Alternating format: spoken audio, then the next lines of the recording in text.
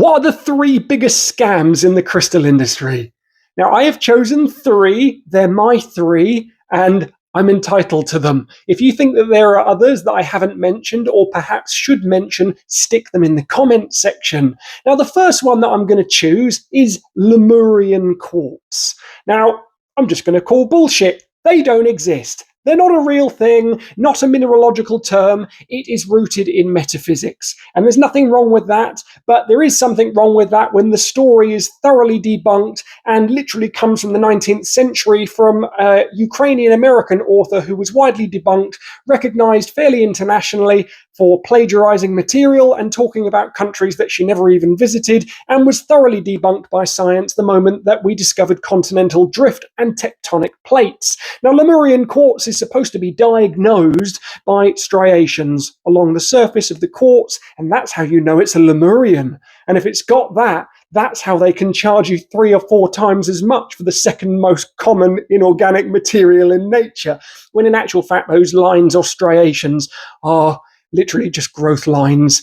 And you can see this on the faces of quartz material that occurs literally anywhere in the world. There is some school of thought that says that Lemurian can only be mined in the Sierra dos Cabral in Brazil, but the more you scratch the surface, that doesn't make any bloody sense either, and is in no way anchored in the original story, so the geography of that twaddle also makes no bloody sense. Number 2. Andara crystals. Andara crystals don't exist. Now, I challenge you, in the comments section, find the most expensive example you can. They're supposed to have originated from Mount Shasta and do all of these weird and wonderful things like turn your Pepsi into diamonds and make your cat fly and bring your beloved family members back from the dead and all this nonsense. But what they actually are is just slag or cullet glass, which is basically just byproducts of the steel or the glass manufacturing industry. Sometimes they're dyed, sometimes they're not, but in many situations they sell for thousands of dollars, and in every situation they literally don't exist. Number 3, Super 7.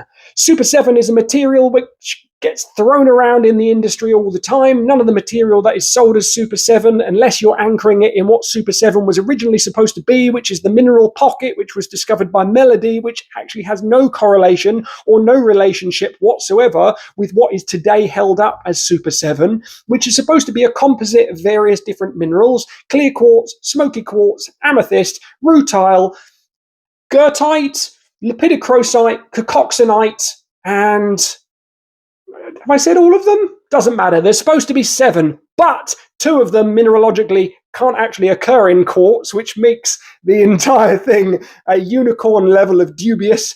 But any of the material that's being sold as Super 7 is not Super 7 even in a vague capacity. It doesn't even have a handful of these materials that are supposed to be found together, or they're not Super 7. The clue is in the fucking name. It's got to have 7 minerals in there.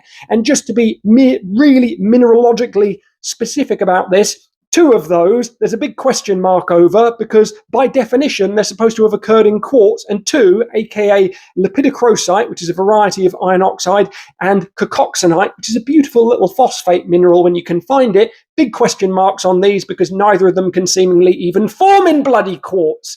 So Super 7 is another piece of egregious nonsense, which is basically a mechanism to sell what is essentially just quality quartz. So Lemurian crystals, Andara crystals, and Super 7, in my opinion, are the 3 biggest scams in the crystal industry. But by all means, let me know in the comment section what you think the biggest scams are, or any videos that you'd like me to make going forward.